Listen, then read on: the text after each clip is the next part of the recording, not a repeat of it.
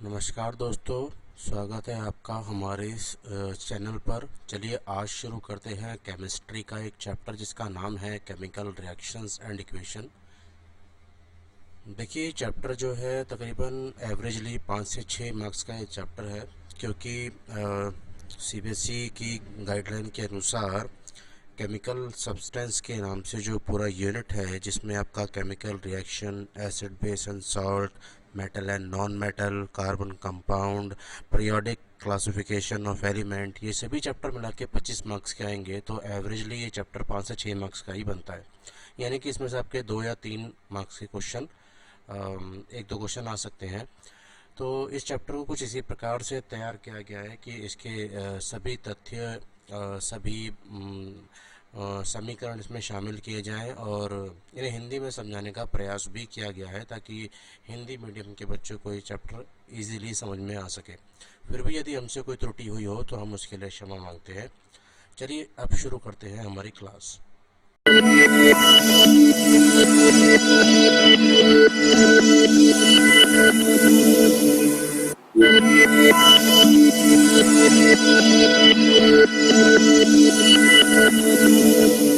तो चलिए बात करते हैं कि ये रासायनिक अभिक्रियाएं क्या होती है।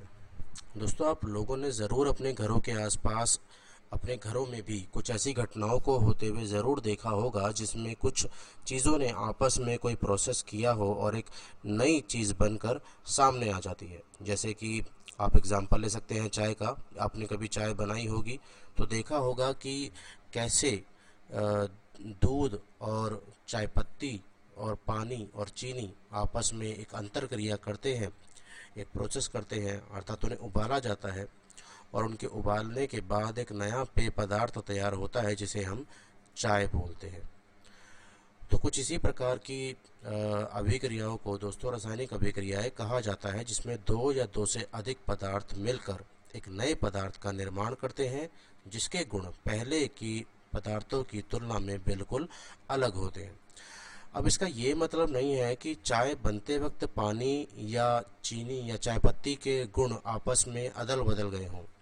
हम ये कह सकते हैं कि इनके गुणों की, यानी कि इनके जो परमाणु हैं उनकी पुनर्व्यवस्था हुई और पुनर्व्यवस्था होने के बाद एक नया तत्व बना जिसका नाम था चाय, और इसके गुण धर्म पहले वाले सभी तत्वों की तुलना में बिल्कुल अलग थे। तो आपको ये समझ में आ गया होगा दोस्तों कि ये रासायनिक अभिक्रियाएं क्या होती है। इसके लिए एक उदाहरण ले लेते हैं दोस्तों। उदाहरण के तौर पर आपको ये नज़र आ रहा होगा कि हाइड्रोजन और ऑक्सीजन 2 तत्व हमने लिए हैं जिनको आपस में अभिक्रिया करवाया है और अभिक्रिया कराने के बाद एक नया तत्व बना है जिसका नाम है हाइड्रोजन ऑक्साइड। यहाँ पर दोस्तों हाइड्रोजन और ऑक्सीजन ने अभिक्रिया की है तो हम इन्हें अभिकारक बोलते हैं, अर्थात रिएक्टेंट्स कहते हैं, जबकि जो नया तत्व बना है हम उसे उत्पाद कहते हैं। तो ये 2 चीज़ें हैं जो आपको याद रखनी है कि रिएक्टेंट क्या होता है या प्रोडक्ट क्या होता है, अर्थात अभिकारक किन्हें कहा जाता है और उत्पाद किन्हें कहा जाता है। आप याद रखें कि वे पदार्थ जो रासायनिक अभिक्रिया में भाग लेते हैं उन्हें अभिकारक कहते हैं, और वे पदार्थ जो रासायनिक अभिक्रिया में अभिक्रिया के बाद बनते हैं, यानी कि नए गुणधर्मों के साथ नए तत्व तैयार होते हैं, उन्हें हम उत्पाद कहते हैं। चलिए आगे बढ़ते हैं। आगे हम दोस्तों इसे और बेहतर समझने के लिए एक उदाहरण लेते हैं। मैग्नीशियम रिबन के बारे में आपको पता होगा। मैग्नीशियम रिबन मैग्नीशियम का एक टुकड़ा है, एक रुपैली धातु होती है, ये सफ़ेद वाइट सिल्वरी धातु होती है और वैज्ञानिक प्रयोगशाला में इसे मैग्नीशियम रिबन कहा जाता है, या आप इसे मैग्नीशियम का एक तार भी कह सकते हैं। दोस्तों, जब ये रासायनिक अभिक्रिया में भाग लेता है, अर्थात जब इसे वायु की उपस्थिति में, यानी कि ऑक्सीजन के समक्ष, ऑक्सीजन के साथ इसे जब जलाया जाता है तो जलाने के बाद एक वाइट रंग का पाउडर राख के रूप में तैयार होता है जिसका नाम है मैग्नीशियम ऑक्साइड। इसे जलाते वक्त काफ़ी ज़्यादा ऊष्मा उत्सर्जित होती है, बहुत ही चकाचौंध कर देने वाली रोशनी उत्पन्न होती है जिसे आप वाइट डैजलिंग फ्लेम कहते हैं। ये बहुत ही ज़्यादा चकाचौंध कर देने वाली रोशनी है दोस्तों। जब ये उत्पन्न होती है तो उसके बाद जब ये मैग्नीशियम रिबन राख के रूप में हमें प्राप्त होता है तो ये मैग्नीशियम ऑक्साइड कहलाता है। यह मैग्नीशियम रिबन जो है और जो ऑक्सीजन है ये दोनों हमारे लिए रिएक्टेंट्स हैं, जबकि जो नया पदार्थ बना जिसके कुछ नए गुणधर्म है, वाइट रंग का पाउडर जिसका नाम है मैग्नीशियम ऑक्साइड। और यहाँ इस अभिक्रिया को दोस्तों हम एक एक्सोथर्मिक रिएक्शन यानी कि ऊष्मा शेपी अभिक्रिया भी कह सकते हैं। इसमें बहुत सारी ऊर्जा जो है वो विमुक्त हुई है, इसलिए इसे एक्सोथर्मिक रिएक्शन भी कहा जाता है। खैर इसके बारे में हम बाद में बात करेंगे। तो दोस्तों आपने देखा कि कैसे दो अभिकारक मैग्नीशियम और ऑक्सीजन ने आपस में अभिक्रिया की, भाग लिया और रासायनिक अभिक्रिया होने के दौरान एक नया तत्व बना जिसका नाम है मैग्नीशियम ऑक्साइड। इसके जो गुणधर्म है वो बिल्कुल ही अलग है। आपको एक बात यहाँ पर ध्यान रखनी है दोस्तों कि मैग्नीशियम रिबन को जलाने से पहले आपको इसे रेगमाल के पेपर से साफ़ करना होगा, क्योंकि इसके ऊपर मैग्नीशियम बेसिक मैग्नीशियम कार्बोनेट की एक परत होती है जो इस चीज़ को, मैग्नीशियम रिबन को वायु में अभिक्रिया नहीं करने देती है। अर्थात अगर आप इसे जलाने का प्रयास करेंगे तो ये नहीं जलेगा। तो बेहतर यह है कि आप इसे जलाने से पहले मैग्नीशियम कार्बोनेट की जो परत है इसे आप साफ़ कर लें रेगमाल के पेपर से, और तब ये अभिक्रिया को करने का प्रयास करें। चलिए आगे बढ़ते हैं। तो इस प्रकार दोस्तों आपको समझ में आ गया होगा कि किस प्रकार की रासायनिक अभिक्रियाएं होती हैं। कुछ ऐसे एग्जाम्पल हमें अपनी ज़िंदगी में देखने को मिलते हैं, जैसे कि दही का जमना या भोजन का पकना या हमारे शरीर में भोजन का पाचन होना, या आपने श्वसन क्रिया आप करते हैं, या जंग लगना, लोहे में जंग लगता है। और भी ऐसी अभिक्रिया है, मोमबत्ती का जलना या कपड़ों का सूखना, ये सारी चीज़ें जितनी भी हैं ये सब रासायनिक अभिक्रियाएं ही होती हैं। अब सवाल ये उठता है कि दोस्तों हम कैसे कह सकते हैं कि रासायनिक अभिक्रिया है। अर्थात हमें ये जानना ज़रूरी है कि इनके पीछे ऐसा क्या है जिसकी वजह से हम ये कहते हैं कि रासायनिक अभिक्रिया है। अर्थात हमें ये जानना है कि इनके पीछे क्या लक्षण छिपे हैं। तो आइए बात करते हैं इनके लक्षणों की। तो दोस्तों कुल मिला के 5 प्रकार के लक्षण होते हैं जो हमें किसी भी रासायनिक अभिक्रिया में नज़र आते हैं। और ये रासायनिक अभिक्रिया के जो लक्षण हैं ये है इवोल्यूशन ऑफ गैस, अर्थात गैस का निकलना, फॉर्मेशन ऑफ प्रिसिपिटेट अर्थात अवक्षेप का बनना। अवक्षेप का बनना मतलब एक अघुलनशील चीज़ को आप किसी जलीय विलयन में डाल देते हैं तो वो घुलती नहीं है और थोड़े समय बाद वो पानी में नीचे बैठ जाती है। इसके बारे में हम बात करेंगे कि क्या होता है। तीसरा हमारा अभिलक्षण है रंग में परिवर्तन, यानी कि चेंज इन कलर। अगला हमारा लक्षण है जिसका नाम है ताप में परिवर्तन, चेंज इन टेम्परेचर। और अंतिम लक्षण दिखाई देता है दोस्तों अवस्था में परिवर्तन अर्थात चेंज इन स्टेट। तो ये 5 तरह के लक्षण होते हैं। ज़रूरी नहीं कि पांचों लक्षण हमें एक ही अभिक्रिया में दिखाई दे, और ये भी ज़रूरी नहीं कि इनमें से 2 हों या 3 हों। कोई भी लक्षण मतलब हमें किसी अभिक्रिया में नज़र आ सकते हैं, और इन्हीं की देखने पर हम ये बात कहते हैं कि कोई रासायनिक अभिक्रिया हुई है या नहीं हुई है। तो चलिए इनको अब और ज़्यादा अच्छे से समझने का प्रयास करते हैं। हमें इसके लिए कुछ उदाहरण लेने होंगे और उदाहरण की सहायता से हम इन्हें समझेंगे। तो चलिए दोस्तों सबसे पहले बात करते हैं गैस के निकलने का जो लक्षण है उसकी। और अब हम देखते हैं कि कैसे किसी एक उदाहरण की सहायता से समझने का प्रयास करते हैं कि कैसे किसी अभिक्रिया में गैस अभिलक्षित होती है, यानी कि उत्सर्जित होती है। तो दोस्तों जैसा कि आपको स्क्रीन पर नज़र आ रहा होगा कि एक उदाहरण है, और यहाँ ये दिखाया गया है कि सल्फ्यूरिक एसिड के साथ जस्ता की अभिक्रिया, अर्थात आप तनु सल्फ्यूरिक एसिड के साथ अगर जिंक का एक रिएक्शन करवाते हैं तो इसमें जिंक सल्फेट बनता है और बहुत सारा हाइड्रोजन गैस जो है वो विमुक्त होता है। इसे करने के लिए आप क्या कर सकते हैं कि आप एक परखंडी लीजिए, उसमें कुछ जिंक के दाने या टुकड़े डाल दीजिए और इसके साथ तनु सल्फ्यूरिक अम्ल को मिलाइए। आप तनु सल्फ्यूरिक अम्ल के बदले में हाइड्रोक्लोरिक एसिड भी ले सकते हैं।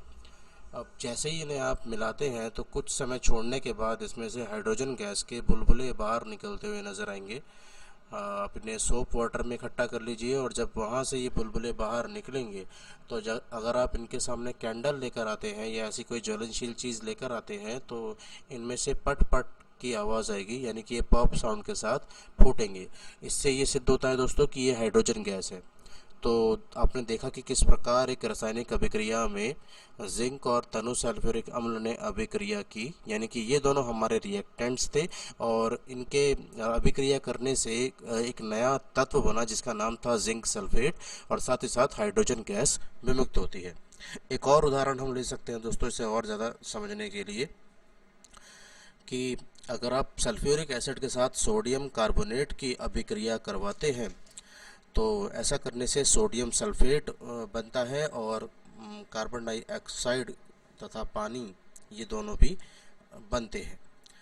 तो इस प्रकार दोस्तों आप ये बात समझ सकते हैं कि कैसे किसी रासायनिक अभिक्रिया से कोई गैस उत्पन्न हो सकती है। पिछले एग्जाम्पल में हाइड्रोजन गैस विमुक्त हुई थी और यहाँ सल्फ्यूरिक एसिड के साथ जब सोडियम कार्बोनेट की अभिक्रिया करवाई गई तो यहाँ पर कार्बन डाइऑक्साइड गैस जो है वो विमुक्त हुई है। अब आगे बढ़ते हैं और अगला हमारा जो अभिलक्षण है उसके बारे में जानते हैं, जिसका नाम है अवक्षेप का बनना। सबसे पहले तो ये जान लेते हैं कि ये अवक्षेप क्या होता है। तो दोस्तों अवक्षेप कोई ऐसी चीज़ नहीं है जिसको समझना बहुत मुश्किल हो।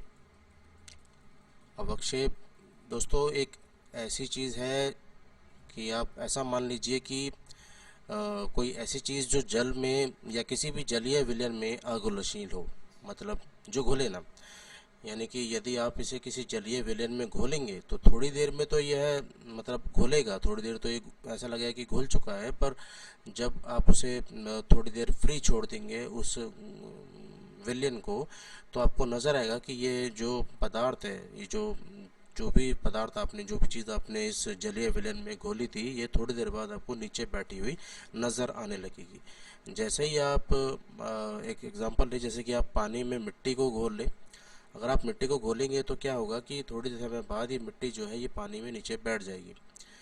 ये अवक्षेप आप अभिकारकों के जलीय विलयनों को मिश्रित करके बना सकते हैं या जलीय विलयनों में किसी गैस को प्रवाहित करके भी आप इन्हें बना सकते हैं। एग्जाम्पल के लिए जैसे आप जल में कार्बन डाइऑक्साइड गैस को मिला लीजिए। तो दोस्तों आपको अब ये समझ में आ गया होगा कि अवक्षेप क्या होता है। अब चलिए इसके बारे में जानते हैं कि कैसे किसी रासायनिक अभिक्रिया के बाद यह अवक्षेप हमें प्राप्त होता है। तो दोस्तों कुछ अभिक्रियाएं ऐसी भी होती हैं जिनमें अवक्षेप का बनना हमें नज़र आता है। इसके लिए हम एक उदाहरण ले लेते हैं। अब आपको सामने नज़र आ रहा होगा कि यहाँ पर एक लेड नाइट्रेट के साथ पोटाशियम आयोडाइड की एक अभिक्रिया दर्शाई गई है। तो दोस्तों इस उदाहरण में ये दिखाया गया है कि जब पोटेशियम आयोडाइड और लेड नाइट्रेट के बीच रासायनिक अभिक्रिया होती है तो लेड आयोडाइड का एक पीला अवक्षेप बनता है और ये पीला अवक्षेप हमें नज़र आता है। यहाँ पर दो प्रकार के लक्षण हमें नज़र आ रहे हैं। एक तो ये कि यहाँ पर एक अवक्षेप बना, पीले रंग का अवक्षेप जिसका नाम है लेड नाइट्रेट, और दूसरा जो हमें लेड नाइट्रेट नहीं, लेड आयोडाइड। और जो दूसरा अभिलक्षण हमें यहाँ पर नज़र आ रहा है उसका नाम था, आपको याद होगा, रंग में परिवर्तन होना भी एक प्रकार का लक्षण होता है। तो यहाँ पर आपको दिख रहा होगा कि पोटाशियम आयोडाइड को जब लेड नाइट्रेट में मिलाया गया तो पीले रंग का जो अवक्षेप प्राप्त हुआ, यहाँ पर ये रंगहीन प्रक्रिया से पीले रंग में तब्दील हो गया है। तो यहाँ पर दो प्रकार के लक्षण हमें नज़र आ रहे हैं। इसके अलावा हम एक और उदाहरण ले सकते हैं दोस्तों। जब बेरियम क्लोराइड को तनु सल्फ्यूरिक एसिड के साथ अभिक्रिया करवाते हैं तो एक सफ़ेद रंग का अवक्षेप बेरियम सल्फेट हमें प्राप्त होता है। इस अभिक्रिया में भी हमें एक अवक्षेप प्राप्त हुआ है दोस्तों, ये आपको नज़र आ रहा है। तो ये दोनों ही उदाहरण आपको याद रखने हैं कि बेरियम क्लोराइड को जब तनु सल्फ्यूरिक एसिड के साथ अभिक्रिया कराएंगे तो हमें बेरियम सल्फेट मिलेगा, और पिछले उदाहरण में जब हमने देखा था कि पोटेशियम आयोडाइड और लेड नाइट्रेट को मिलाते हैं तो हमें लेड आयोडाइड प्राप्त होता है।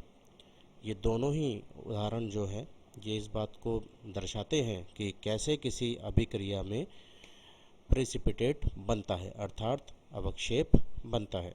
अब चलिए आगे चलते हैं। आगे हम बात करेंगे रंग में परिवर्तन की। रंग में परिवर्तन तो बहुत ही कॉमन सा एक लक्षण है। ये तो आप आमतौर पर अपनी रोज़मर्रा की ज़िंदगी में देख ही सकते हैं, फिर भी हम इसके लिए कुछ उदाहरण लेते हैं। कुछ रासायनिक अभिक्रिया दोस्तों ऐसी होती हैं जिनमें हम ये देखते हैं कि रंग में परिवर्तन होता है। अभी पीछे हमने एक एग्जांपल देखा था लेड नाइट्रेट का, जिसमें पीले रंग का एक अवक्षेप बना था। वो पीला रंग एक्चुअली में रंगहीन से पीला रंग बना था। तो एक और उदाहरण की सहायता से हम इसे समझने का प्रयास करते हैं। पोटाशियम पैरामैग्नेट ये बैंगनी कलर का होता है, और अगर आप इसके साथ साइट्रिक एसिड, ये आपको नींबू से प्राप्त हो जाएगा, अगर आप इसे साइट्रिक एसिड के साथ मिलाते हैं, यानी कि पोटाशियम पैरामैग्नेट को जब साइट्रिक एसिड के साथ अभिक्रिया कराते हैं तो पोटाशियम पैरामैग्नेट का जो बैंगनी रंग है वो बेरंग होता है, बेरंग होता चला जाता है। स्क्रीन पर आपको नज़र आ रहा होगा इस अभिक्रिया में, आप नीचे की ओर देखें तो टेस्ट ट्यूब में आपको नज़र आएगा कि नीचे ये रंगहीन हो चुका है और धीरे धीरे ये पूरा का पूरा रंगहीन द्रव्य में कन्वर्ट हो जाएगा। तो इस प्रकार आप समझ सकते हैं दोस्तों कि कैसे किसी रासायनिक अभिक्रिया के अंतर्गत हमें रंग में परिवर्तन भी प्राप्त होता है। एक और उदाहरण लेते हैं इसे समझने के लिए। सल्फर डाइऑक्साइड, सल्फर डाइऑक्साइड को यदि आप एसिडिक पोटाशियम डाइक्रोमेट के साथ रिएक्शन करवाते हैं तो दोस्तों आप देखेंगे कि जब सल्फर डाइऑक्साइड अम्लीय पोटाशियम डाइक्रोमेट के साथ प्रतिक्रिया करेगा तो पोटाशियम डाइक्रोमेट का जो नारंगी रंग है, यानी कि जो ऑरेंज कलर का इसका सलूशन था, वो अब हरे रंग में तब्दील हो जाएगा। ये मेहंदिया कलर टाइप का हरा रंग है और इस कलर में तब्दील हो जाएगा। तो ये भी अभिक्रिया हमें दर्शाती है कि किस प्रकार से किसी रासायनिक अभिक्रिया में कोई कलर का कोई रंग का परिवर्तन होता है। अब आगे बढ़ते हैं। आगे हम बात करते हैं तापमान में परिवर्तन की। तो पहले तो ये जान लेते हैं कि तापमान में जो परिवर्तन आता है वो दोस्तों दो प्रकार का आता है, अर्थात ये कि तापमान घट भी सकता है और तापमान बढ़ भी सकता है। आपको याद होगा हमने एक तनु सल्फ्यूरिक अम्ल के साथ जिंक के दानों की अभिक्रिया की थी। वहाँ पर मैंने आपको एक बात बताई नहीं, उसके लिए माफ़ी चाहता हूँ। उस अभिक्रिया में दोस्तों क्या होता है कि जब आप उस अभिक्रिया को करेंगे ना तो धीरे धीरे आप देखेंगे कि टेस्ट ट्यूब का जो तापमान है ना वो बढ़ जाएगा। आप उसको हाथ लगा के चेक करेंगे तो तापमान जो है आपको उसका बढ़ा हुआ नज़र आएगा। वहाँ ये बात मैंने इसलिए नहीं बताई थी क्योंकि ये जो बात है ये यहाँ इंपॉर्टेंट मैटर करती है कि तापमान में परिवर्तन में आप ये उदाहरण दें। तो यानी कि जब आप इसके बारे में पढ़ रहे हो तापमान में परिवर्तन किस प्रकार होता है, तो इसका एक पहलू है कि तापमान बढ़ जाता है। अब यहाँ इस उदाहरण को ले सकते हैं। तो दोस्तों तापमान क्यों बढ़ता है इस बात को भी समझ लेते हैं। अब किसी भी अभिक्रिया के दौरान होता क्या है कि अभिक्रिया से या तो ऊर्जा यानी कि ऊष्मीय ऊर्जा जो है वो या तो उत्पन्न होती है या उस अभिक्रिया में ऊष्मा जो है वो अवशोषित हो जाती है। अब अगर ऊर्जा अवशोषित हो गई तो यहाँ जो तापमान है वो गिर जाएगा, और अगर ऊर्जा विमुक्त होती है, उत्सर्जित होती है, तो वहाँ जो तापमान है वो बढ़ जाएगा। कुछ इसी प्रकार के उदाहरण हम लोग अपने इस टॉपिक में लेंगे जहाँ हम तापमान में परिवर्तन को देखेंगे। तो अब आपको एक उदाहरण नज़र आ रहा है, इसमें क्विक लाइम और वाटर का रिएक्शन दिखाया गया है, यानी कि पानी और अनबुझे चूने की अभिक्रिया दिखाई गई है। अनबुझा चूना मतलब दोस्तों इसे आप क्विक लाइम कहते हैं। ये नॉर्मली कैल्शियम ऑक्साइड के नाम से भी जाना जाता है, या सिंपली इसे चूना भी कहा जाता है। अब आप अगर इस कैल्शियम ऑक्साइड को जल के साथ रिएक्ट करवाएंगे, यानी कि अनबुझे चूने को जब जल के साथ रासायनिक अभिक्रिया में डाला जाएगा, तो इससे हमें भुजा हुआ चूना प्राप्त होगा, यानी कि स्लेक्ड लाइम हमें प्राप्त होगा। ये स्लेक्ड लाइम ही दोस्तों इस्तेमाल किया जाता है, और इस अभिक्रिया में बहुत सारी ऊष्मा जो है वो विमुक्त होती है। और इसी प्रकार की अभिक्रियाओं को, जिनमें बहुत सारी ऊष्मा उत्सर्जित होती है, हम एक्सोथर्मिक रिएक्शन यानी कि ऊष्माक्षेपी अभिक्रिया कहते हैं। ये एक उदाहरण है जिसमें तापमान बढ़ता हुआ दिखाई दिया है। एक और उदाहरण ले लेते हैं।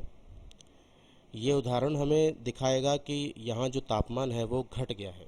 यहाँ पर एक उदाहरण है दोस्तों, जब बेरियम हाइड्रोक्साइड तथा अमोनिया क्लोराइड को आपस में अभिक्रिया करवाया जाता है, तो बेरियम क्लोराइड, अमोनिया तथा जल, ये तीनों बनते हैं और तापमान में गिरावट आती है। इस प्रकार की जो अभिक्रिया है दोस्तों, ये ऊष्माशोषी अभिक्रिया कहलाती है, क्योंकि इसमें जो ऊष्मा है वो अवशोषित होती है, मतलब तापमान जो है वो गिर जाता है। तो इसे एंडोथर्मिक रिएक्शन या ऊष्माशोषी अभिक्रिया भी कहा जाता है। तो दोस्तों आपको ये समझ में आ गया होगा कि इन रासायनिक अभिक्रियाओं में तापमान में परिवर्तन जो आता है वो दो प्रकार से आता है। इसके अलावा भी आप एग्जाम्पल ले सकते हैं। हमने ऊष्मा में जब वृद्धि हुई थी तो उसका एक एग्जाम्पल पहले पढ़ा था, जैसे जिंक के दानों को तनु सल्फ्यूरिक अम्ल के साथ अभिक्रिया करवाने पर तापमान में बढ़ोतरी हुई थी। अभी हमने ये तापमान के गिरने का एक एग्जाम्पल देखा। तो ऐसे ही कई उदाहरण हैं। आप एक और एग्जाम्पल ले सकते हैं। इसके लिए कई उदाहरण आपके सामने आएंगे। आगे हम धीरे धीरे इनके बारे में बात करेंगे कि किस प्रकार के उदाहरण और भी देखेंगे जहाँ पर तापमान गिरेगा या बढ़ेगा। चलिए आगे चलते हैं। आगे हम दोस्तों अब बात करने वाले हैं चेंज इन स्टेट की, अर्थात अवस्था में परिवर्तन। तो अवस्था पहले जान लेते हैं दोस्तों। अवस्था देखो तीन प्रकार की होती है, बेसिकली तो तीन प्रकार की होती है। एक एक्वोस भी होता है, जिसे जलीय विलयन का नाम दिया जाता है, उसकी हम बात नहीं कर रहे हैं फिलहाल। तीन प्रकार की अवस्थाएं देखो आपको पता होंगी। एक तो आपका ठोस, एक द्रव्य और एक गैस। ये तीन प्रकार की अवस्थाएं होती हैं। और ऐसी अभिक्रियाएं भी होती है जिसमें कोई पदार्थ अपनी अवस्था में परिवर्तन को दर्शाता है। उदाहरण ले लीजिए, आपने जलती हुई मोमबत्ती को ज़रूर देखा होगा। तो दोस्तों जब किसी मोमबत्ती को आप जलाते हैं तो ये बेसिकली दहन अभिक्रिया होती है। ये जो मोम की दहन अभिक्रिया है, इसमें मोम एक ठोस पदार्थ है, और जब ये जलाया जाता है तो ये द्रव और गैस के रूप में परिवर्तित हो जाता है। तो यहाँ पर एक अवस्था से दो अवस्थाओं में परिवर्तन हुआ है। तो यहाँ आप ये बात समझ सकते हैं कि किस प्रकार से किसी रासायनिक अभिक्रिया में अवस्था में भी परिवर्तन पाया जाता है। अच्छा, इस उदाहरण को आप लोग गैस में परिवर्तन, जो गैस का निकलना हमने सबसे पहला एक लक्षण देखा था, उसमें भी आप इस्तेमाल कर सकते हो, क्योंकि यहाँ पर भी आपकी CO2 गैस जो है वो उत्सर्जित हो रही है। तो दोस्तों आपको ये सभी एग्जाम्पल्स समझ में आए होंगे, मुझे ऐसी उम्मीद है, ऐसी आशा है। और ऐसी ही कुछ रासायनिक अभिक्रियाएं हम आगे भी देखेंगे और उनके अलग अलग नामों के बारे में हम जानेंगे। फ़िलहाल इस वीडियो में इतना ही। धन्यवाद।